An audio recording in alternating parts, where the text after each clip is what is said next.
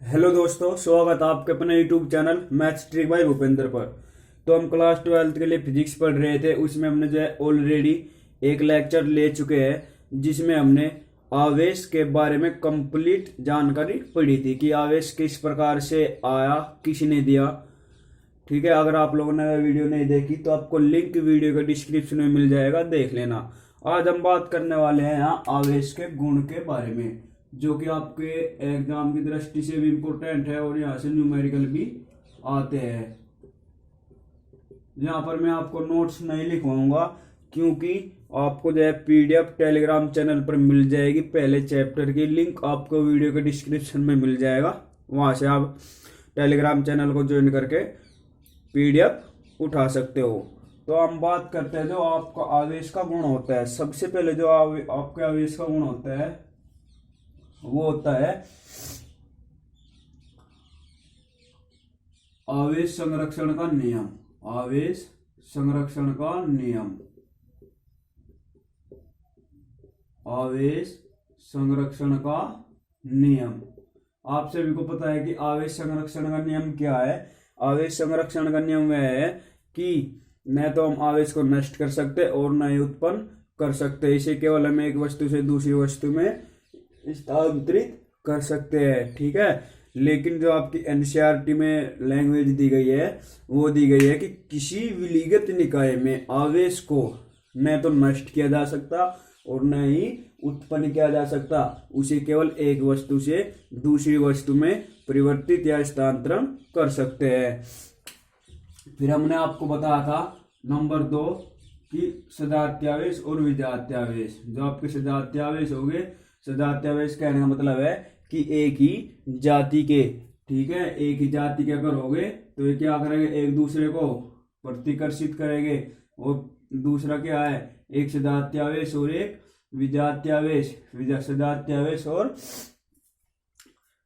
एक क्या होगा, पॉजिटिव सजातीयावेश और एक विजातीयावेश। तो ये क्या करेंगे, एक दूसरे को अट्रैक्शन करेंगे। ठीक है। नंबर 3 जो आपका आता है आवेशों का क्वांटीकरण। क्या आता है, आवेशों का क्वांटीकरण। जो आपका आवेशों का क्वांटीकरण होता है वो होता है Q बराबर NE। क्या होता है, Q बराबर NE। इसका मतलब क्या है कि किसी निकाय में आवेश के इलेक्ट्रॉन, पूर्ण इलेक्ट्रॉनों के पूर्ण गुणज को आवेश का क्वांटीकरण कहते हैं। पूर्ण गुणज क्या हो गए आपके,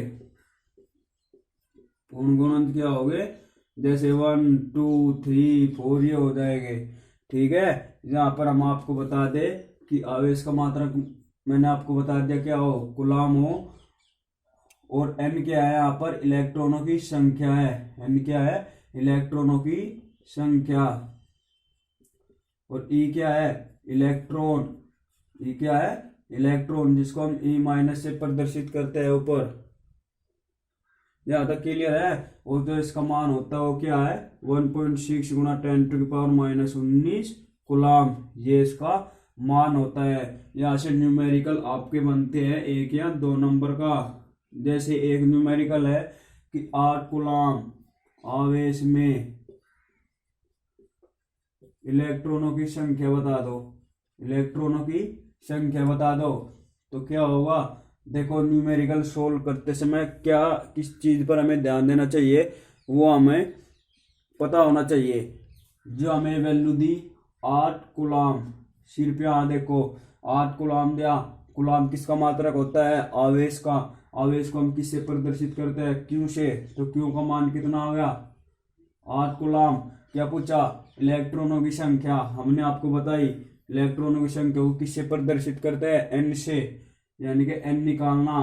तो हमने फॉर्मूला आपको बताया क्या, Q बराबर NE, ये फॉर्मूला बताया। और Q का मान रखो 8 बराबर, ये रखने की जरूरत नहीं है क्योंकि ये कट जाता है एक दूसरे से। ठीक है भाई, तो Q बराबर N का मान हमें निकालना। E का मान क्या है, 1.6 गुना 10⁻⁻19।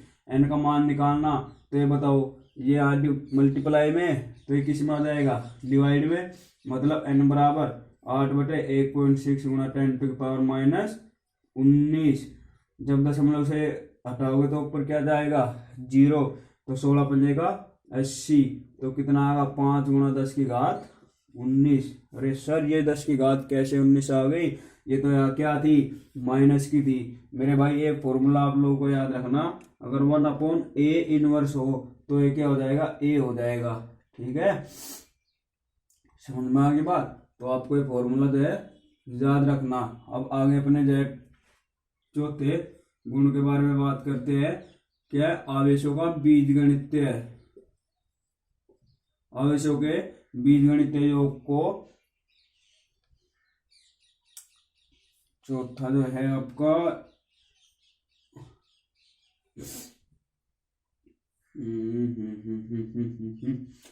आवेशों का क्वांटीकरण हो गया। और आपका है ऐसे है कुछ, मेरे याद नहीं आ रहा वो अभी, देख लो जो भी होगा। क्या होगा कि आवेशों के बीजगणित योग को आवेश, वैसे दिमाग में घूम रहा है लेकिन याद नहीं, कन्फर्म नहीं है। आप लोगों को क्या करना, कमेंट बॉक्स में बताना है। चौथा इसका जो है आवेश का गुण, ठीक है, वो क्या होता है, आवेशों के बीजगणित योग को आवेश। ठीक है, अब अच्छा जो होगा, देखो मेरी थ्योरी तो याद आ रही है लेकिन माइंड से जो है वो कट हो गया। क्या होगा कि आवेशों के बीजगणित योग को क्या कहेंगे, आवेशों के बीजगणित योग को, आवेशों का जो बीजगणित योग होगा उसको हम क्या कहेंगे भाई। अब जो आवेशों का, 1 मिनट रूल में देख रहा हूं। चौथा जो आपका, हाँ, आवेशों की योज्यता। क्या होगा, आवेशों की योज्यता। आवेशों की योज्यता क्या है कि आवेशों का बीजगणित योग अगर होगा तो वहां पर क्या होगा, आवेशों का योज्यता का नियम लग जाएगा। जैसे बीजगणित योग क्या होगा, Q बराबर Q1 plus Q2 plus Q3 plus Qn तक वो चला जाएगा। इसको क्या कहेंगे, आवेशों का योज्यता का नियम कहेंगे।